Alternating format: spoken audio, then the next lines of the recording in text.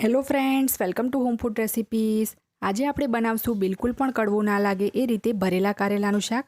વરસાદની સિઝનમાં આ ભરેલા કારેલાનું શાક ગરમ ગરમ રોટલી સાથે ખાવાની મજા જ કંઈક ઓર આવે છે અને ખાવામાં બિલકુલ પણ કડવું નથી લાગતું, તો નાના બાળકો પણ એને આરામથી ખાશે।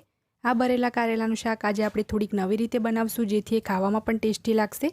જો તમે આ રીતે ક્યારેય આ શાક ના બનાવ્યું હોય તો એક વખત તમે એને ચોક્કસ ટ્રાય કરજો।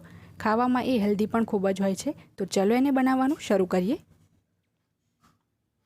સૌથી પહેલાં તો અહીંયા મેં 300 ગ્રામ જેટલા કારેલા લીધા છે, જેનું આપણે આગળનો અને પાછળનો થોડોક ભાગ આ રીતે કાપીને પિલરની મદદથી એને આપણે છોલી લઈશું।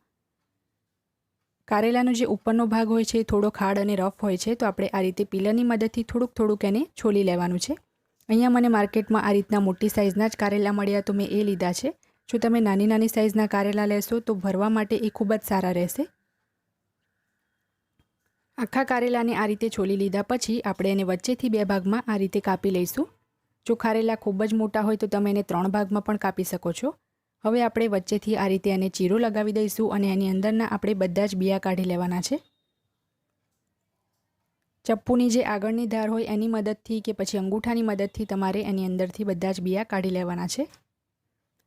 કારેલાના જે બિયા હોય છે એની અંદર જ વધારે કડવાશ હોય છે અને વચ્ચે આપણે મસાલો પણ ભરવાનો હોય છે, તો બિયા કાઢીને આપણે એને ખાલી કરી લેવાના છે।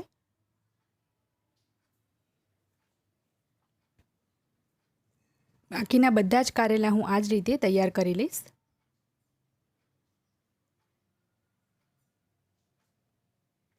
અહીંયા તમે જોઈ શકો છો કે બધા જ કારેલા મેં વચ્ચેથી 2 ભાગમાં કાપીને બિયા કાઢીને રેડી કરી લીધા છે। હવે દરેક કારેલાની અંદર આપણે આ રીતે થોડું મીઠું લગાવી દઈશું। એવું કરવાથી એમાં જે કંઈ પણ કડવાશ હશે એ પાણી બનીને નીકળી જશે। તો આ પ્રોસેસ કરવી ખૂબ જ જરૂરી છે જો તમને કડવું શાક ના જોઈતું હોય તો। નહીં તો તમે આ સ્ટેપ સ્કીપ પણ કરી શકો છો, પણ એ રીતે આ શાક બિલકુલ પણ ટેસ્ટી નહીં લાગે। તો બધા જ કારેલામાં મીઠું લગાવી દીધા પછી થોડું મીઠું આપણે આ રીતે ઉપરથી પણ લગાવી દઈશું અને 20 મિનિટ માટે એને એમ જ રહેવા દઈશું, જેથી કારેલા થોડાક પોચા પણ થઈ જાય અને એમાંથી કડવાશ પણ નીકળી જાય। ત્યાં સુધીમાં આપણે મસાલો બનાવી લઈશું। તો એક નાના મિક્સર જારમાં મેં 1 કપ બેસનની સેવ ઉમેરી છે। 3 મોટી ચમચી એટલે કે 3 ટેબલસ્પૂન શેકેલા સિંગદાણા ઉમેરીશું। શેકેલા સિંગદાણાને મેં ઠંડા કરીને છોલી લીધા હતા। 1 મોટી ચમચી એટલે કે 1 ટેબલસ્પૂન આપણે એમાં સફેદ તલ ઉમેરીશું। 1 મોટી ચમચી જેટલું આપણે સૂકા કોપરાનું છીણ ઉમેરીશું અને બધું જ આપણે સહેજ ગગરું રહે એ રીતે પીસીને એક બાઉલની અંદર કાઢી લેવાનું છે। એકદમ પાવડર જેવું આપણે એને નથી પીસવાનું, સહેજ અધકચરું રહે એવું જ મેં પીસ્યું છે। હવે આપણે એની અંદર આદુ, લસણ અને લીલા મરચાંની પેસ્ટ ઉમેરીશું 1 મોટી ચમચી જેટલી। આ પેસ્ટ તમે ચોક્કસ એડ કરજો, એનાથી આ શાકનો ટેસ્ટ ખૂબ જ સરસ આવશે। 3 મોટી ચમચી જેટલું આપણે એની અંદર ગોળ ઉમેરીશું। અહીંયા મેં દેશી ગોળ લીધો છે, તમે ચાહો તો આની જગ્યાએ ખાંડ પણ લઈ શકો છો। 1 મોટી ચમચી જેટલું આપણે ધાણા જીરું પાવડર નાખીશું અને અડધી ચમચી હળદર નાખવાની છે। સ્વાદ મુજબ આપણે એમાં મીઠું નાખીશું। અહીંયા હું અડધી ચમચી મીઠું નાખું છું, કારણ કે સેવમાં પણ મીઠું હોય છે અને કારેલામાં પણ આપણે મીઠું લગાવ્યું હતું। 1 મોટી ચમચી જેટલું આપણે કાશ્મીરી લાલ મરચું પાવડર ઉમેરીશું કલર માટે, કારણ કે આપણે પેસ્ટમાં લીલું મરચું લીધું હતું તો ફક્ત કલર માટે કાશ્મીરી લીધું છે। અડધી ચમચી મેં ગરમ મસાલો નાખ્યો છે। અડધી ચમચી આપણે આમચૂર પાવડર નાખીશું।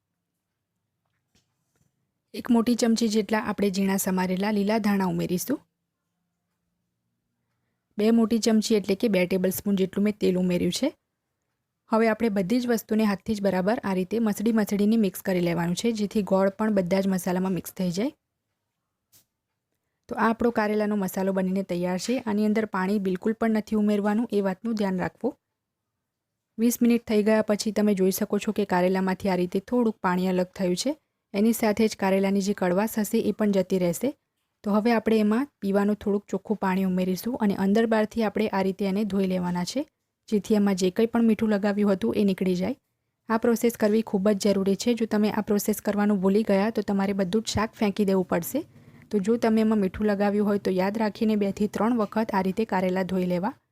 હવે ગેસ ઉપર એક કુકર ગરમ કરીને એની અંદર આપણે બધા જ કારેલા ઉમેરી દઈશું, કારણ કે આપણે એને 1 સીટી લગાવીને બાફવાના છે। તો કારેલા ડૂબી એટલું એની અંદર મેં પાણી ઉમેર્યું છે। ખૂબ જ વધારે પાણી એડ ના કરવું, નહીં તો એ એકદમ જ પોચા થઈ જશે।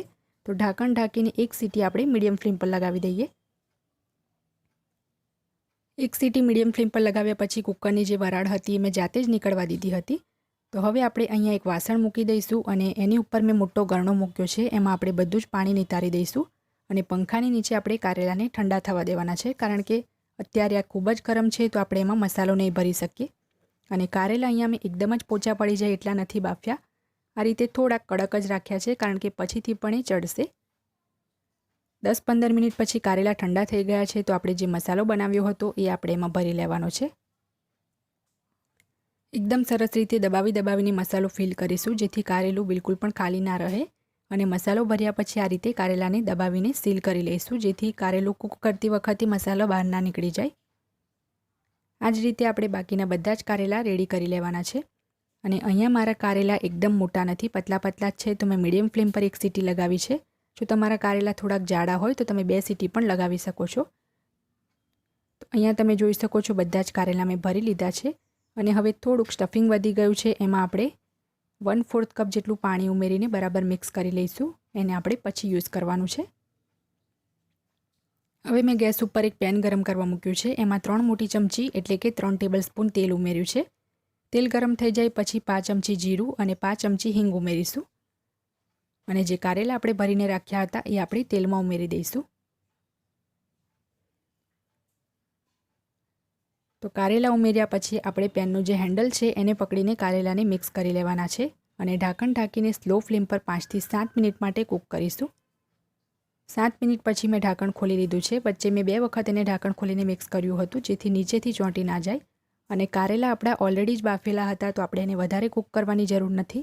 તો બધા જ કારેલાને આપણે આ રીતે બીજી બાજુ ફેરવી દઈશું અને જે સ્ટફિંગ આપણું વધ્યું હતું એ આપણે બધું જ આની અંદર ઉમેરી દેવાનું છે. વચ્ચે વચ્ચે કારેલાને ફેરવતું રહેવાનું છે, જેથી નીચેથી બળી ના જાય. તો અહીંયા મેં બધી જ પેસ્ટ એડ કરી દીધી છે અને ફરીથી એને 2 થી 3 મિનિટ માટે આપણે ખુલ્લું રાખીને જ ચડવા દઈશું, જેથી પેસ્ટ ઉમેરી છે તો એમાં પણ કોઈ કચાશ ના રહે. તો ટોટલ 10 મિનિટ પછી આપણું ભરેલા કારેલાનું શાક બનીને તૈયાર છે. છેલ્લે મેં એમાં થોડાક ઝીણા સમારેલા લીલા ધાણા ઉમેર્યા છે અને હવે આ શાકને સર્વ કરી લઈશું. આ શાકને તમે ઠંડુ ખાવાને બદલે ગરમ જ ખાશો રોટલી સાથે તો એ વધારે ટેસ્ટી લાગશે. અને કડવું તો એ બિલકુલ પણ નથી લાગતું. તો જે લોકોને કારેલા પસંદ નથી એમને પણ ચોક્કસ પસંદ આવશે. તો એક વખત આ રીતે તમે આને ટ્રાય ચોક્કસ કરજો. ફ્રેન્ડ્સ, જો તમને મારી આજની આ રેસીપી પસંદ આવી હોય તો મારા વિડીયોને લાઇક અને શેર કરી ચેનલને સબસ્ક્રાઇબ કરવાનું ના ભૂલતા. સબસ્ક્રાઇબ બટનની બાજુમાં જે બેલ આઇકન છે એને પણ દબાવજો, જેથી તમને મારા દરેક નવા વિડીયોની નોટિફિકેશન મળતી રહે. અને જો તમારે મારો આ જ વિડીયો હિન્દીમાં જોવો હોય તો એની પણ મેં લિંક નીચે ડિસ્ક્રિપ્શન બોક્સમાં આપી દીધી છે. તો મળીએ નેક્સ્ટ વિડીયોમાં. ત્યાં સુધી આવજો.